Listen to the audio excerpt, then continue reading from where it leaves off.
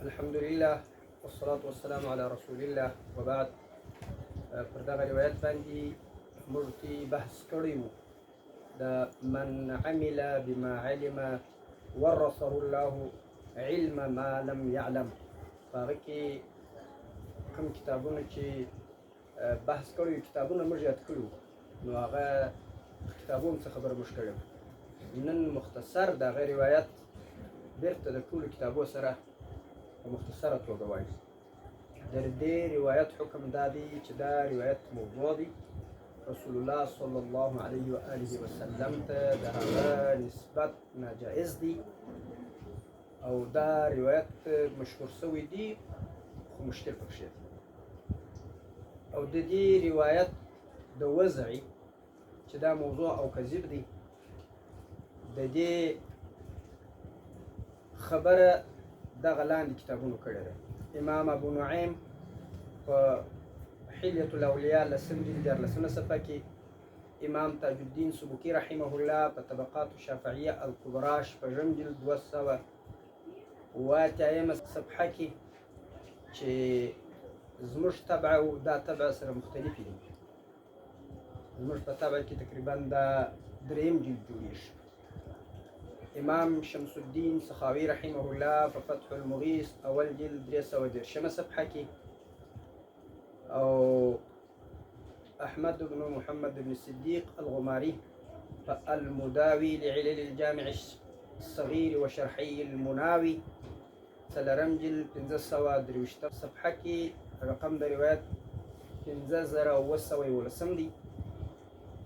شیخ امام عبدالفتاح ابو غده رحمه الله د رسالة المسترشدین پر تعلیق باندې 145 صفحه باندې، او احمد بن مفلح ابو عبد الله شمس الدین المقدسي الحنبلي رحمه الله الآداب الشرعية والمنح المرعيات دویم جلد 55 صفحه کې، امام زرکشی رحمه الله ابو عبد الله بدر الدين محمد بن عبد الله الزركشي الشافعي رحمه الله ونكت على مقدمة ابن صلاح دویم جلد 209 صفحه کې، امام ابو الفضل زين الدين العراقي رحمه الله فالمغني عن حمل الأسفار في الأسفار 15 صفحه کې. او په دې کې بعضو کتابونو صرف ضعف د ظاهر کړی دی او بعضو کتابونو وضع ویل د پر دوی باندې تعقب کړی دی چې دا چا ضعیف ورته ویلي. ضعیف ولې ورته ویلي دی؟ ابو نعیم موضوع ورته ویلي. او علامه طاهر پتنی رحمه الله په تذکرة الموضوعات 6 صفحه کې، امام شمس الدین محمد بن احمد السفارینی رحمه الله په خپل کتاب غذاء الالباب في شرح منظومة الآداب یو اول جلد 15 صفحه کې، امام جلال الدین سیوطی رحمه الله په الدرر المنتصره في الاحاديث المشتهره کې په 415 صفحه باندې خو ده هم فقط دا روایت ذکر کړي دي چې مشهور دي. یو دا روایت راوړی دی، یو بل روایت هم د دې په څنګ کې راوړی دی، او په در منصور کې هم دا خبره کړې ده. په دې کې دا هغه کتابونه دي چې د دې روایت په اړه بحث کړی دي، اکثر ورته موضوع بعض ورته ضعیف وي. بیا هم یوه خبره د یادونې چې د الجامع الصغیر د هغه 4 شعرې دي: فیض القدیر، التيسير بشرح جامع الصغير، التنوير، السراج المنير، او د هغه سره المداوي لعلل الجامع الصغير وشرحي المناوي. دا 15 سره کتابونه د دې روایاتو د نقد لپاره کفایت نه کوي.